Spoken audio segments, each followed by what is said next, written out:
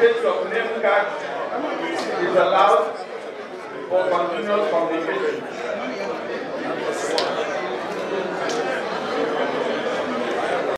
In the first part.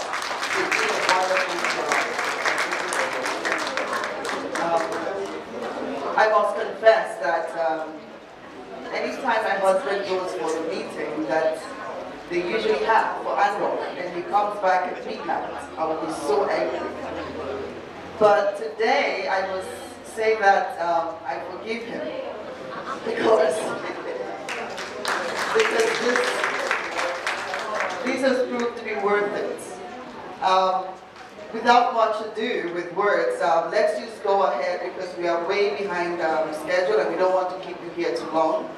We're going to kick off with a presentation by Ambassador Ayo Tepola.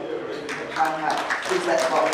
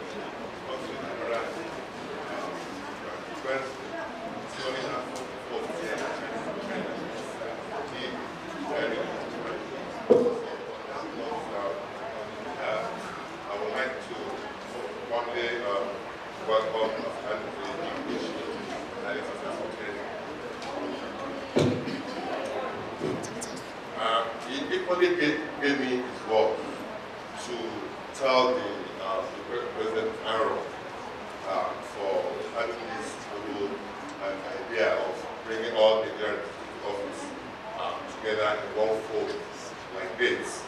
And he told me I should inform him this should be a regular thing so that we can keep abreast of events that confront us. My thesis is actually going to be an interactive one.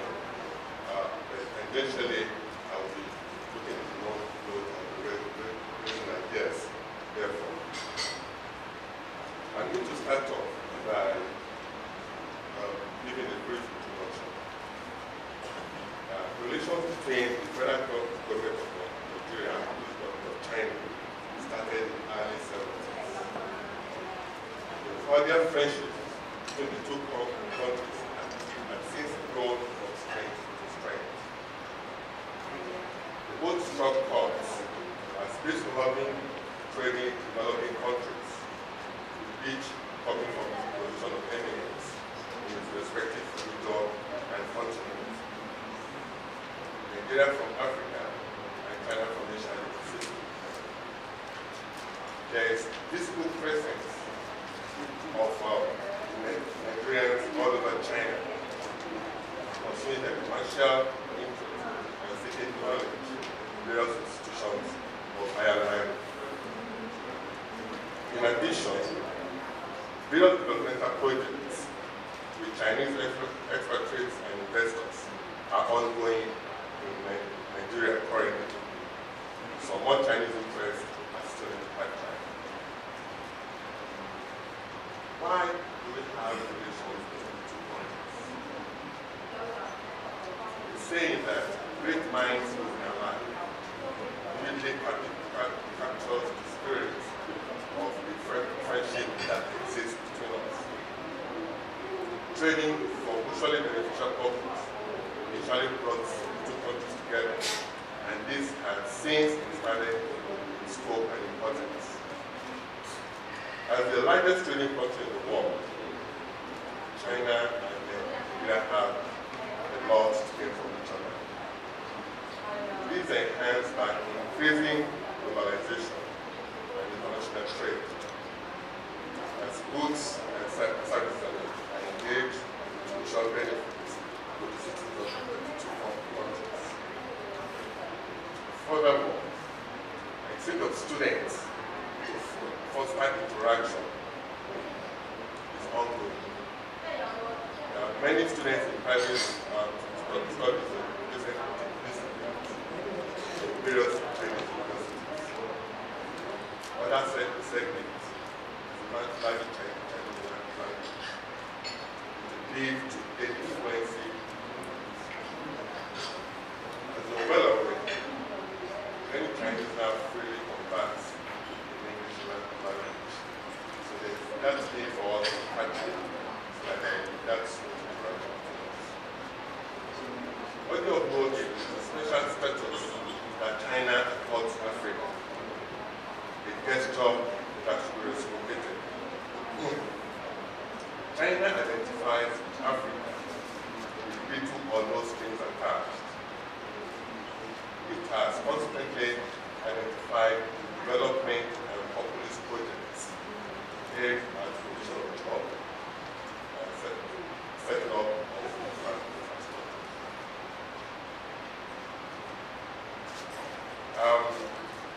My very senior colleague Ginella had actually given a highly comprehensive presentation, and what I'll be adding up further from that, because my actual topic is on challenges to the China relationship.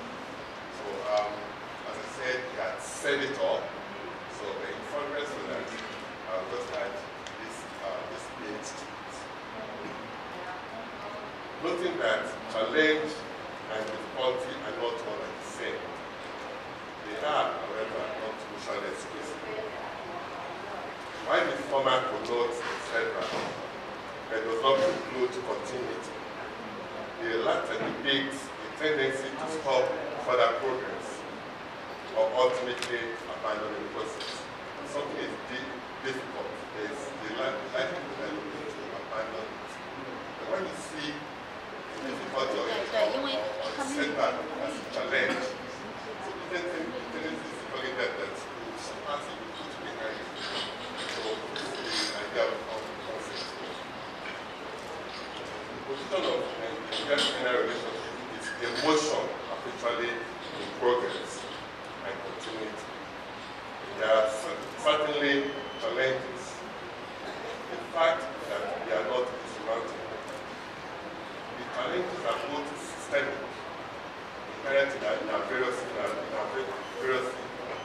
systems, and at times man-made. The systemic challenge includes the issue of the distance between the two countries and lack of geographical continuity. It also relates to language and cultural differentiations. The point I mean is we should look at the country like Nigeria. It's so contiguous that you almost pass the borderline without knowing you can live in one country for the other. And compare that with the distance you need to make when you're living in Lagos anywhere in Nigeria from China. We are for almost 13 hours or 16 hours. So there's that difference, and there's nothing we can do about that. We're knowing full well that China is now a global destination. We cannot afford to lose track of that. And China itself, knowing the relevance of Nigeria in the African continent,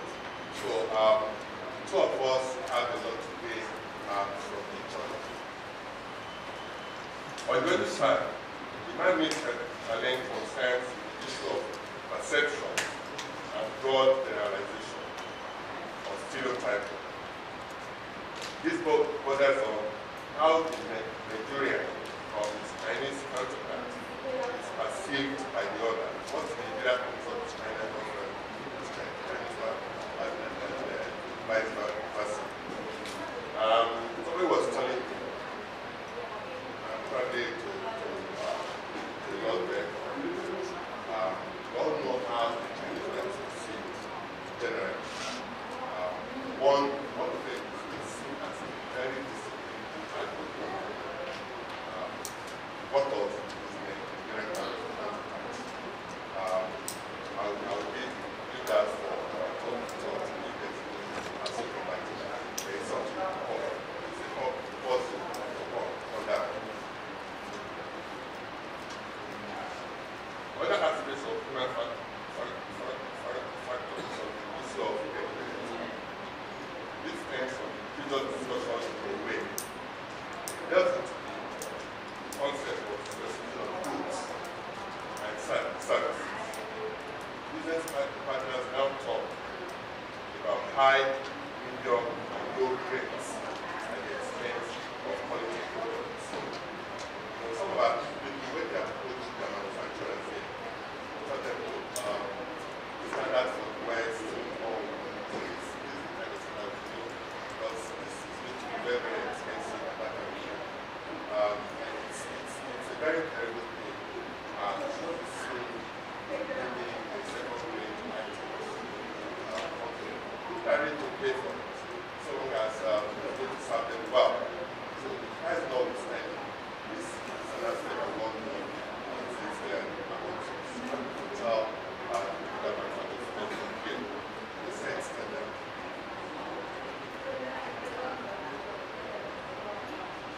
So the sense that I say, okay, just a low rate that is not really affording.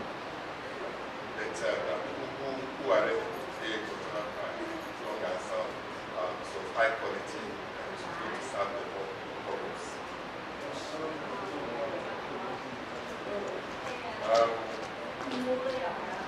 But the vaccine on this side, this is problem is a pattern that always very clear in the way of to each other.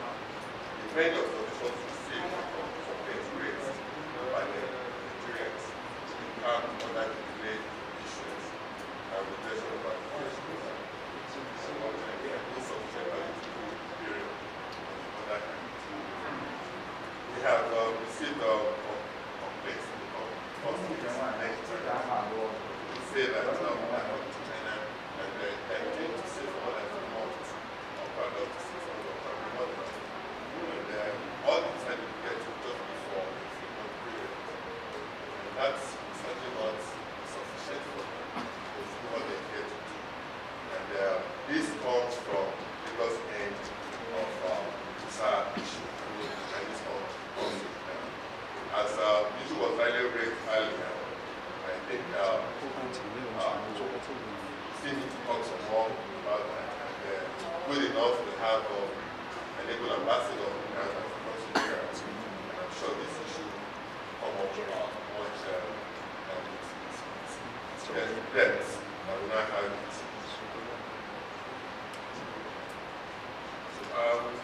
We try to come some solution to few of the challenges. The challenge will always have a way around it, or better tools, a solution. We don't highlight this when there's a lack of bandage, several solid, try to find that culture. You're relating to Chinese man. You're not ready to pick up Islam language. I'm not saying it should be fluent. Many of it enough for you to interact and then improve on the component of the relationship. And in Shanghai, when they speak with you in English, you see the Nigerian accent in everything they speak. Like, oh, I have to go, the kind of thing. so rampant. It shows the extent they are willing to get into relations with share. And I'm sure there are some Nigerians here too who speak Chinese quite fluently. So let's follow on that. Those are not doing that right now. So they're thinking of doing it as the first time they relationship. On the issue of perception, when you meet a foreigner, you need to earn his respect. Not just a foreigner, even a casual friendship. Because don't impose respect. People, you earn it. Don't compel people to respect you. So if there's a mutual relationship and you respect the other party, and the other party, obviously you get that respect in return. Then be straight, honest, and trusting in a business relationship. Do not be too cheap. Embrace global best practices in business. The gentleman was in our office about 2 weeks ago.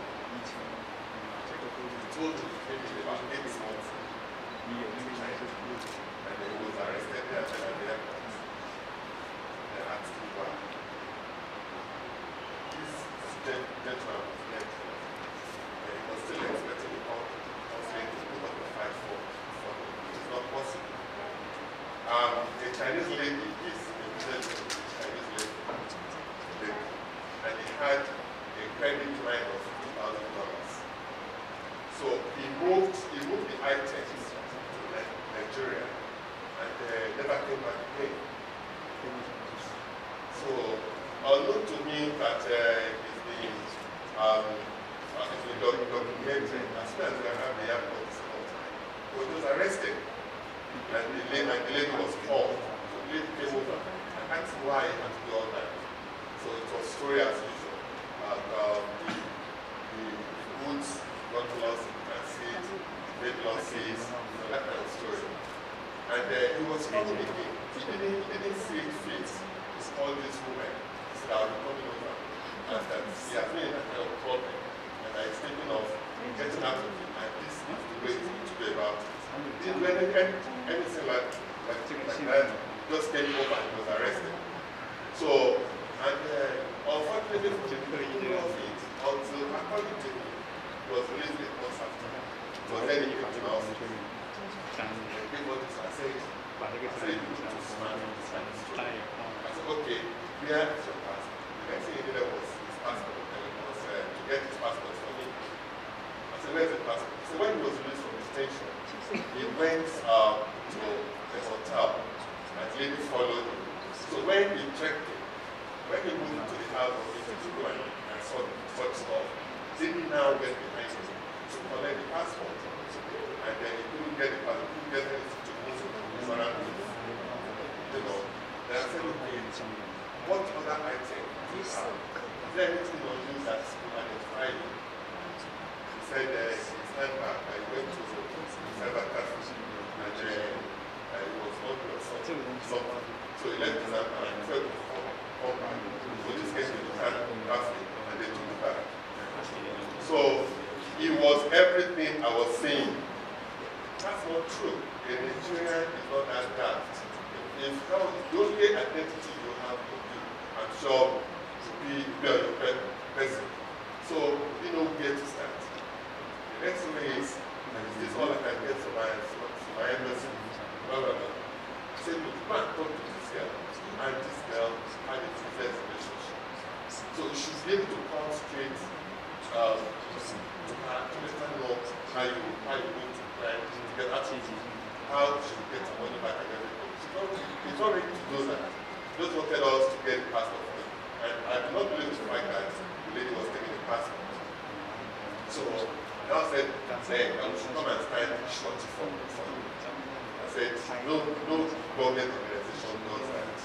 Go and get a Nigerian who trusts you so much, come over and then pay you out. And inform us if you want us to be about to bring everybody about to the consulate so that we we don't have it went and we're able to follow up because it's the first time because there's a business relationship and you can force it. So we should try to embrace global best practices in business applications. Then introduce dispute resolution mechanisms. When there's business relationships, not just China, Europe, and into big business venture, that should be a little sophisticated. So when you see them ordinarily, you know that you don't know what's involved in the transaction. Just a matter of time and sell. It goes beyond that. So you should document it, define terms and everything. If there's a need for us to be involved, bring them over. They know we are involved. They know that we can always follow up on all these things. And indeed, there are many people who do not have that documentation with concepts. There's a hope that the process of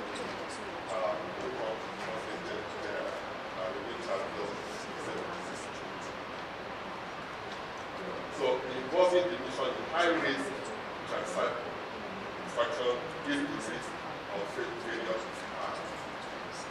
That's the maintain contact with local authorities like the public security bureau or chamber of commerce.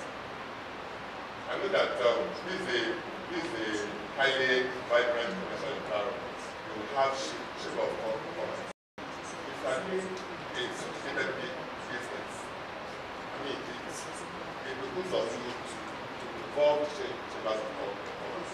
Once you do that, they will see you as a trusted partner in a relationship. They can even be weaknesses should anything go wrong. So if you involve them and they know the nature of the transaction, I'm pretty sure you know what you're getting into before you get to the lending sense. Then on this register as a group, local authority chamber of commerce. I think this is where ANROC comes in now. If chamber of commerce, they are where you exist, and I hope if they know you exist, and you have the need of registered members, if you have issues, you can always approach them. Yes, if you need visa in Nigeria and you get a problem resolving it, you can always approach them. Because they are an established outfit here in China and they recognize you. So try to meet with the local chamber of commerce. I presume it's very, very fun. All you have to do is also the further of this February, by the fact that the system requests through medical, I'm grateful for that. Also, the and that has a that's just what I have. As I said, it's more practical because of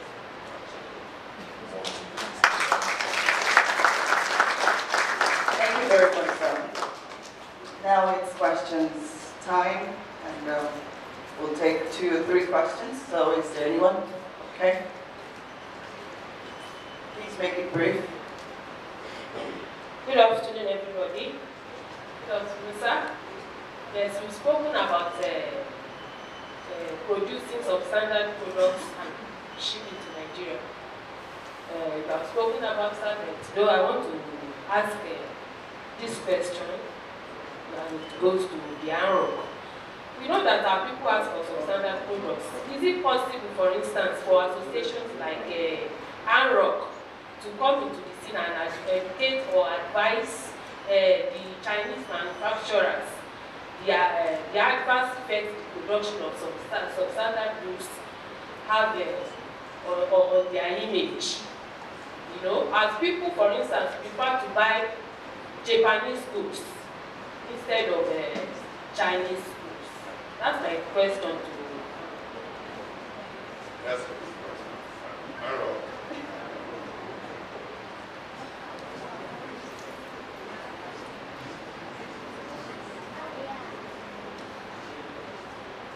Thank you. My name again is Richard Denyuvi, the Vice President of ANROC.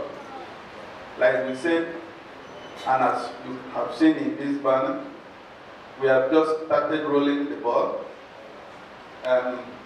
We have taken into consideration what you have raised, but my immediate answer to it now is that as we go, we are going to provide forums like this where the Chinese local manufacturers will be also involved, and we will have this interaction. In fact, in very few months coming, we are going to come over to Nigeria to present a seminar like this, either in Abuja or Lagos, and then most of this issue will be also touched on, and by so doing, you guys will know which chambers of commerce in Nigeria we are affiliated to. So ANROC is very young. You can see that this is our very first seminar. Thank you for this observation. We are going to work really hard to defend this name, ANROC, and also to strengthen this relationship between Nigeria and China. Thank you. Okay. Someone who has not asked a question before, please.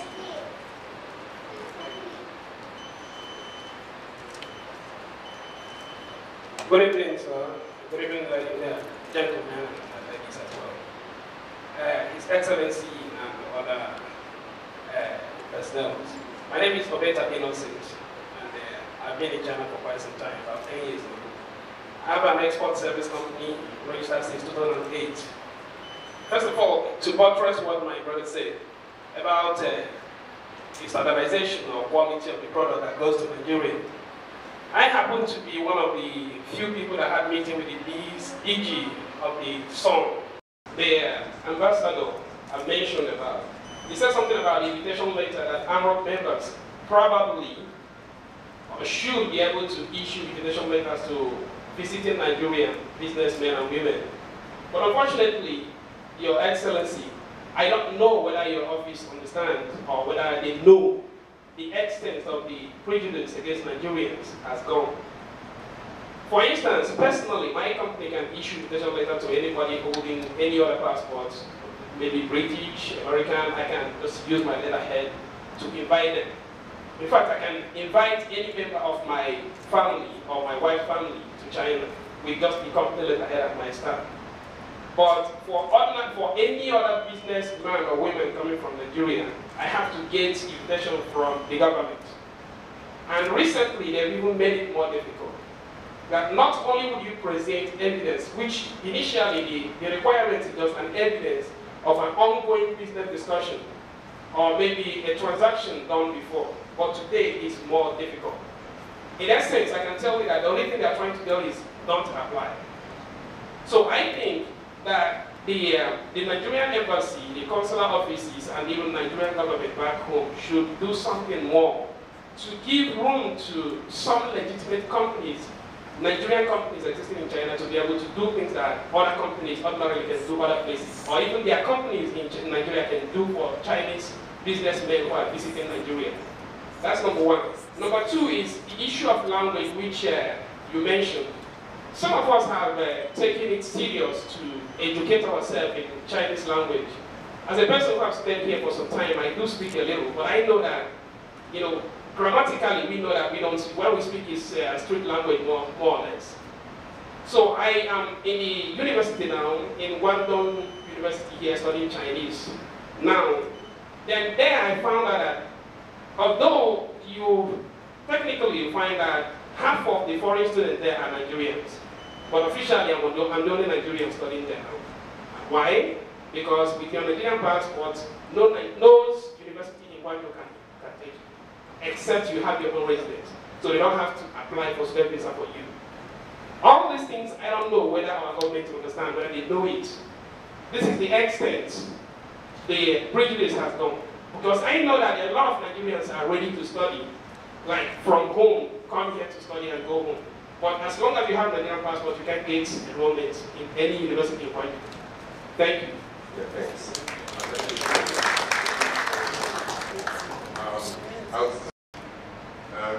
This boils down to the same credibility I was telling you about.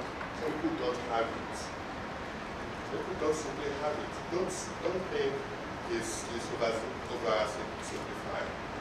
Many people are not particularly straight. You just said using your letter-headed paper to invite some other people.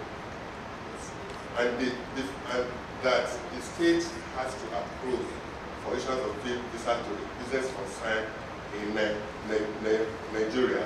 That has not been made official to us. So if you know you have a strong ground for that statement, let's say after this event, I will talk further on it. That is not official. So these are issues to be raised with the appropriate authorities. And that there are many of us in the university you enrolled with, and many of them are not there now. You need to ask, how did they come in? See, some people who want to come in for scholarship, they will use business visits. And when you get here, you have to go back to obtain a student visa. I know in Nigeria who only today's Saturday, on Wednesday. Today's Sunday, on Wednesday, he was arrested for governing the job. And as luck will have it, the agency that recruited him said he will do more for and to regularize his teaching job. So in doing that, the agency is asking him to go back to Nigeria to obtain a student, a working permit. So if you're here as a student and you don't have a visa for scholarship, of course it's illegal. You have to go back to process that. That is done with virtually all the countries of the world.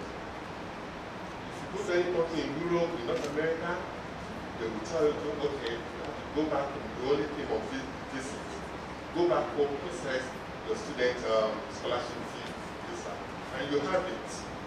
So let's not overflow that issue. Let's look at the procedure, process, individual tool in getting entry in that university. Am I clear on that?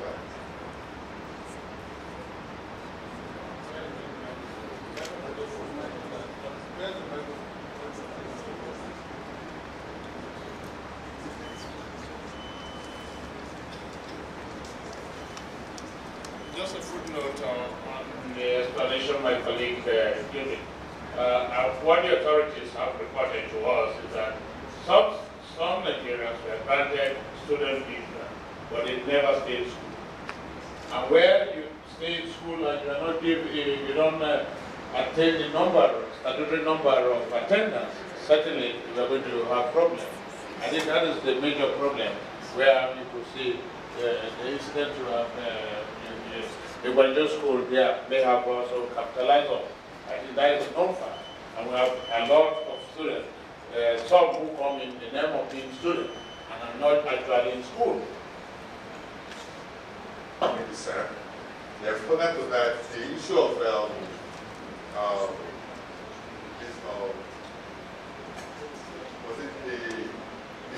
visa still. The point I made earlier, that you enroll with your Chamber of Commerce, will give some strength to the association, unless if you plan particular state. If you're straight enough to register with ANROC, and ANROC is registered with the Chamber of Commerce here, you have better ground.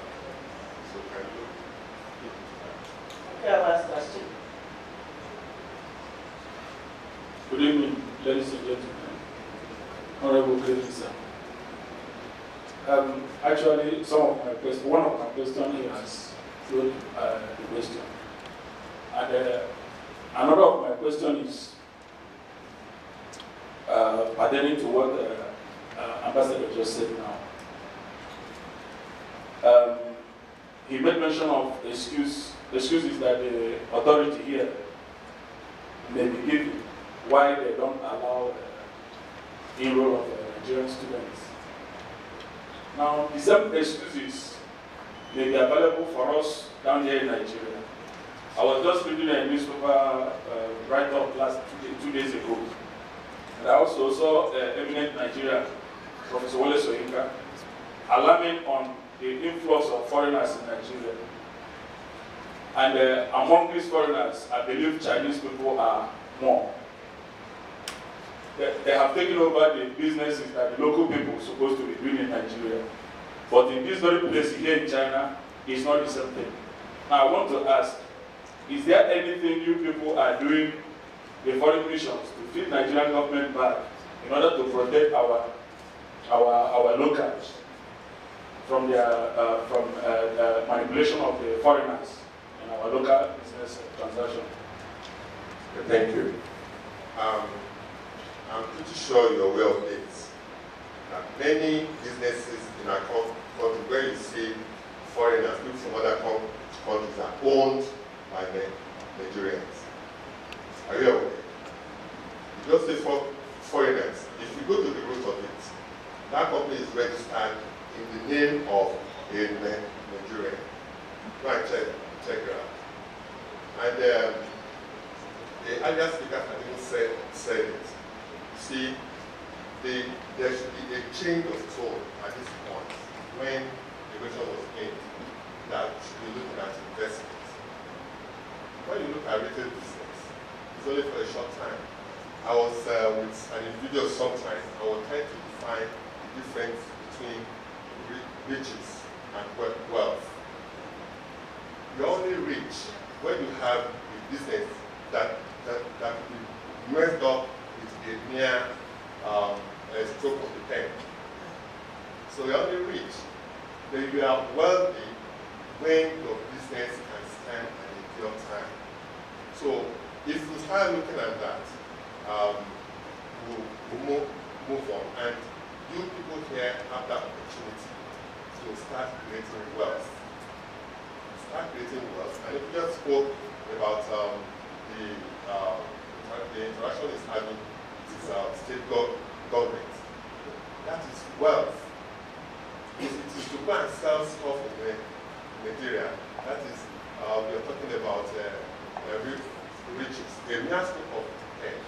If there's an announcement on the custom duty prohibition of certain commodities or products, then that person is jobless. So let us create wealth and not be looking at riches alone. So we rest assured that all these companies you see in our country are owned by Nigerians. Go and check it out. Okay. Thank you very much, sir. All right. Would you please put our hands together for the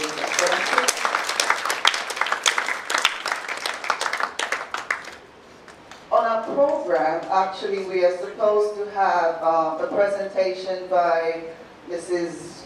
Jayola Tony, but please indulge us to have a very short speech by the DG of Nigerian Institute of International Affairs, Professor Akin Terinwa. Okay, I'm sorry. Please let's welcome her.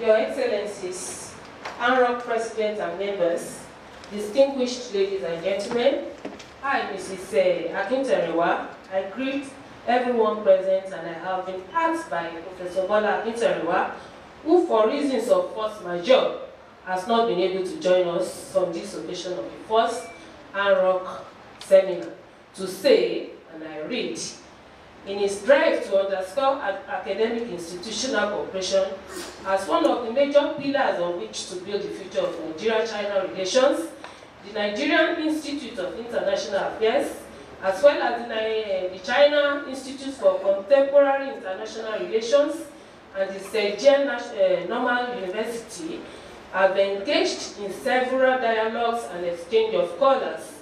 They are also working out joint research projects and the modalities for the construction of a 21-story Beijing house at the Nigerian Institute of International Affairs, Lagos. This is expected to be China's gift to the Nigerian Institute of International Affairs. In the same vein, in order to boost government's investment efforts, the Nigerian Institute of International Affairs and the ICPS Consult headed by Mrs. Toyin Jayola, organized a joint seminar on the investment environment in Nigeria in January 2014. Investors from China attended the seminar. It was on this basis of the conclusions of the seminar that several participants took much interest in participating in the Canton Fair, and that a business delegation from Nigeria has come to this industrial city of Guangzhou. Without doubt, the active support of the immediate past ambassador of China, His Excellency Aminu Wali, MFR, as well as that of Consul General Ambassador Ayo Tepola, has been invaluable. It has enabled a constructive partnership between the Nigerian Institute of International Affairs and its Chinese partners. The NRIA is sincerely grateful for this support. For reasons of force majeure, I cannot attend, but he cannot attend, but he has asked me to, and Mrs. Toyin Jayola, the Managing Director of the ICPS Consult, to lead the delegation. Please, he said, find herewith expressed their assurances of his warmest regards and best wishes for a joyous Easter break. It is well with you all over there.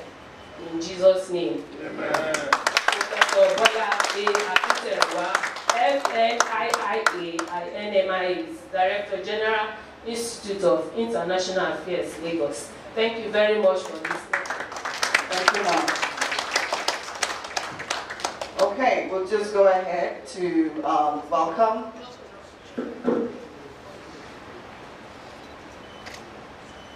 Mrs. Jayola Toyi, the delegate from Nigeria. Please, let's put our hands together for her.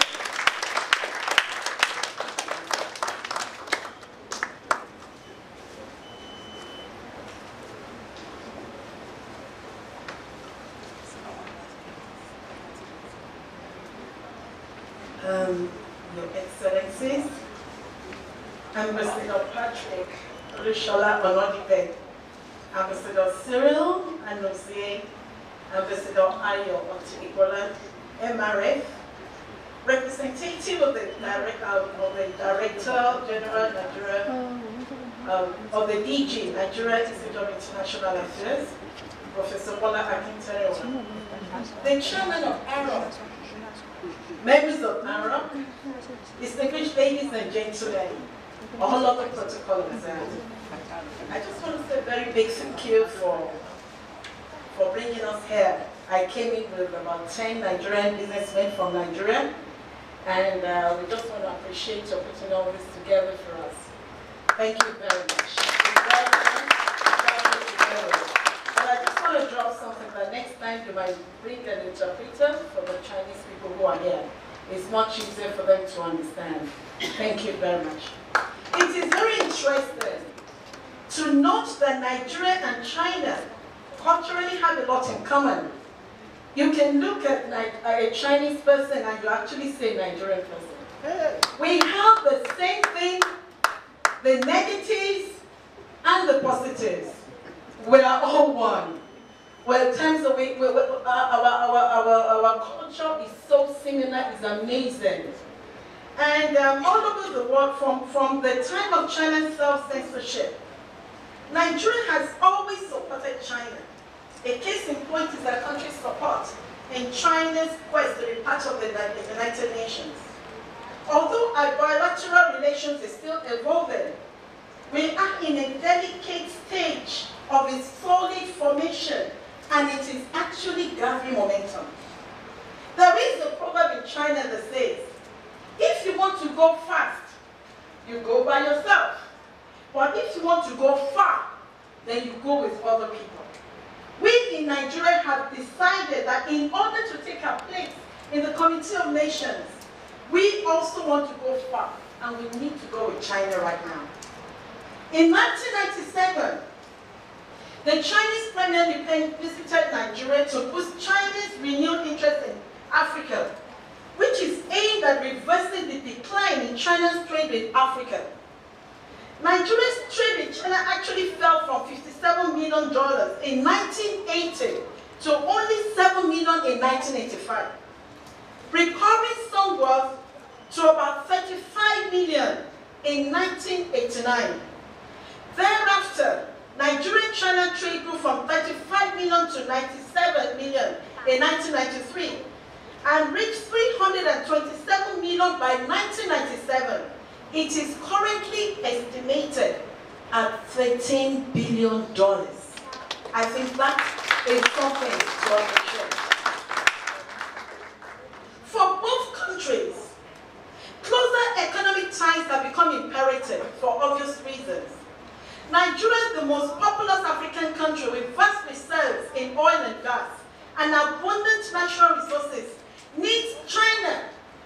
We actually need China to aid its infrastructural development plans and technical assistance, among other benefits. And on the other hand, China, being the most populous nation in the world, also need Nigeria. They need Nigeria's oil and gas to fuel their economy. Furthermore, Nigeria is potentially the largest market for Chinese products in Africa. And then Nigeria is a hub to 300 million West Africans. So you can imagine what it is for a Chinese company to actually have a factory in Nigeria. It means that you're not catering to just 1 million Nigerians. You actually have opportunities to go into Ghana, to go into Sierra Leone, to go into other nations that actually have 300 million. Wouldn't you rather settle in Nigeria?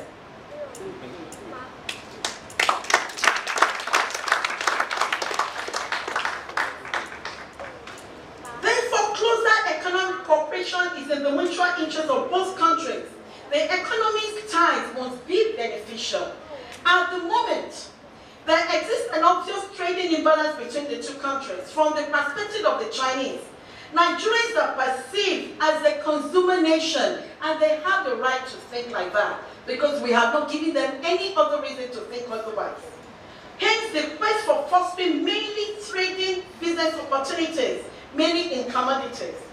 We believe it is high time that we take this socio-economic relationship to the next level, which is to foster capital-intensive economic initiatives and business relationships among our business communities that we birth to sectors such as manufacturing and infrastructural inclined businesses. To the Nigerian businessmen and women, it is time we start thinking of upgrading our business focus in this direction. Educate and encourage our Chinese counterparts on the need to undertake such ventures in our dear country, Nigeria. Please note, trading alone cannot grow any nation significantly. China, I was so blessed by what the ambassador in Shanghai said. He said that wealth and riches are different. We are rich, we're not so wealthy. And that was why ICBS, in collaboration with NIIA in January, we brought Nigerians together with the Chinese business people, and we insisted that this relationship must be strictly for manufacturing.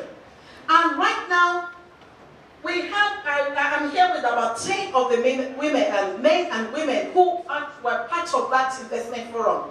They're here today with us to come and see what China has to offer. From this same investment forum, we have about 1 or 2 companies right now.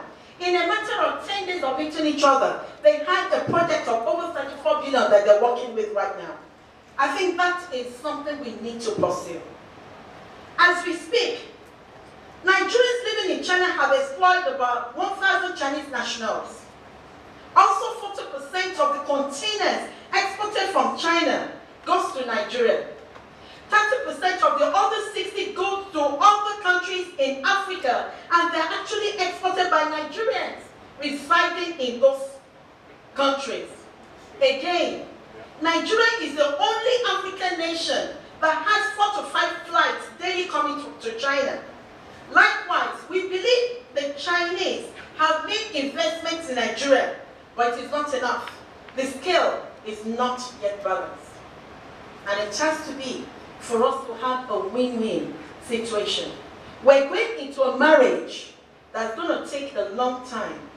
We are going to be married for a very long time because we need each other. But we must come to each other as equals. We're not going to come from Nigeria as beggars because we believe we have so much to offer China and China has so much to offer us. So our marriage must be beneficial. A win-win situation. As China is doing everything to position its economy, we also are seeking to position our country's economy. Nigeria is a hub, like I said earlier, 300 million people in West Africa. If you set up factories there, you have a bigger market than those who actually come to China.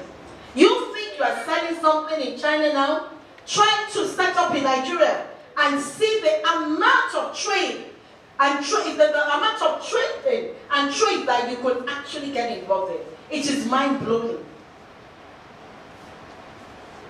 Our organization seeks for investors who will partner with us to build cottage industries and the manufacturing concerns. China didn't start like this. They didn't start with factories, big factories and all of that. Most of them started with cottage industries. And we're saying to people who are here, including Nigerians who are here, you don't need to be scared of Nigeria. We have opportunities to go to America to go and live. But we believe so much in Nigeria, we refuse to leave Nigeria. There's so much, a lot of people think there's so much that's carried them there. No! We have lived there. Aren't I looking nice? I'm from Nigeria. I'm from Nigeria. I look well fed. I look beautiful. I look well clothed. I'm from Nigeria. We don't live on trees. We live on buildings like this. That is Nigeria for you. You know, we have a lot of arid land in Nigeria. In a few years' time, we believe that Nigeria will become a major food basket for the world. Because most of the Western world are experiencing one natural disaster or the other. It is either they're suffering from flood, mudslide, wildfire, etc. But Africa, by design, by divine design, has not experienced any of these challenges. It is not by mistake. God knows that He has put so much natural resources for us, and He's waiting for China to come and tap. We are waiting for you, China. Bring your equipment. Bring your everything that you need, and you will get all this cassava you need in the world.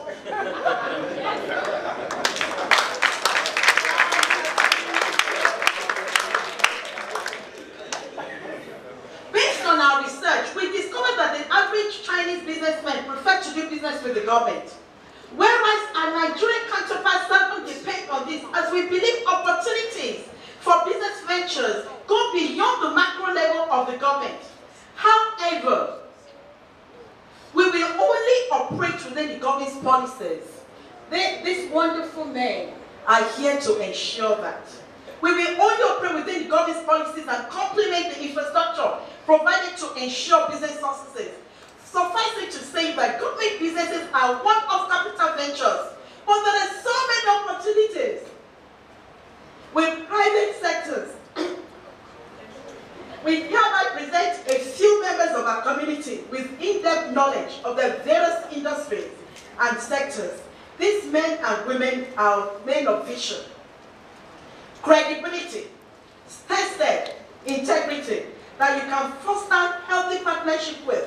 However, should you be interested in doing business with any one of them, ICPS Council will be glad to assist with the validation process. Some of these businesses might involve building factories, and some might just be setting up cottage industries. There are so many opportunities in Nigeria. All of them are already doing business and they have operational structures in place. I was in China in October last year. I was told that Chinese men, excuse me,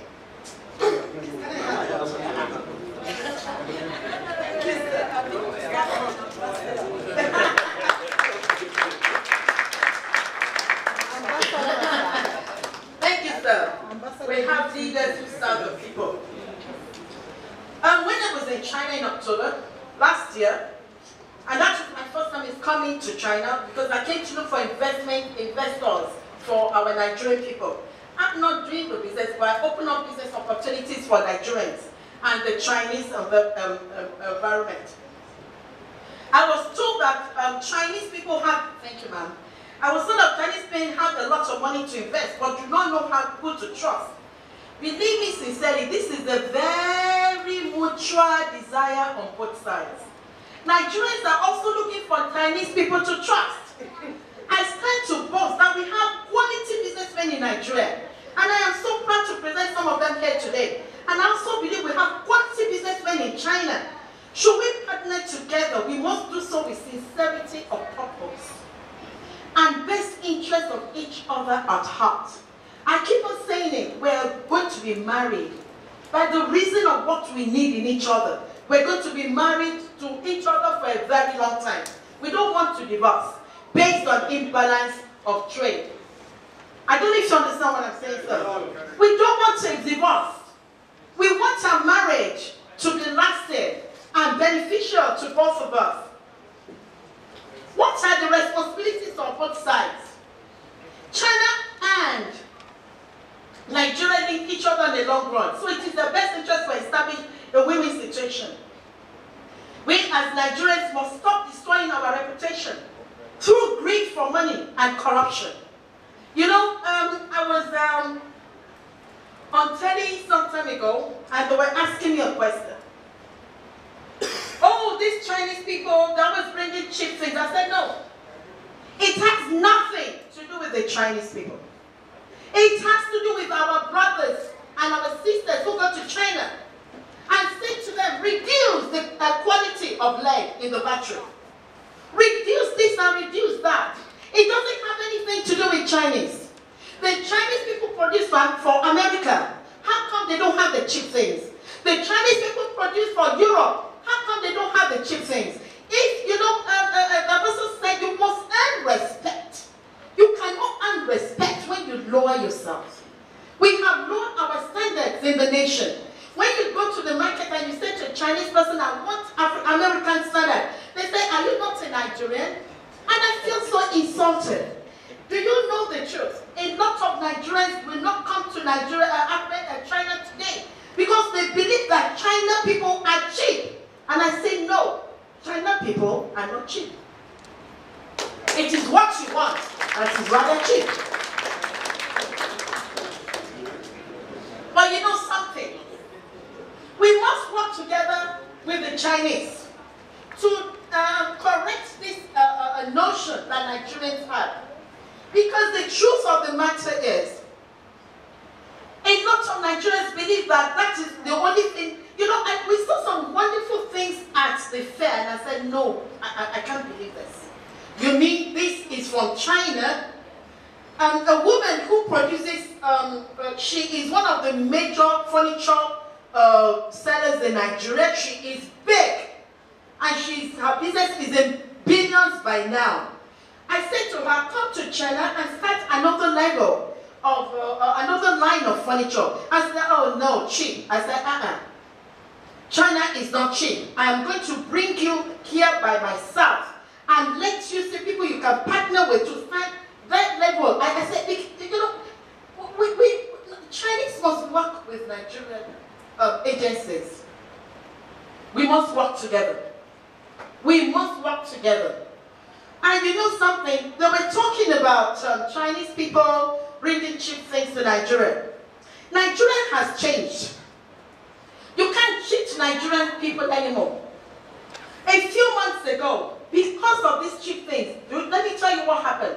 The whole of the market in Lagos designed a t-shirt and said, we want China out of here. And they went on riot. That doesn't help Chinese people. If we close the door of Nigeria to Chinese, Chinese is in trouble. Because there's nowhere to take that much product into. So we must understand that we need each other and we must work at this together. I want to enjoy our ANROC members and the diplomatic community to work with somebody like me, ICBS, who is doing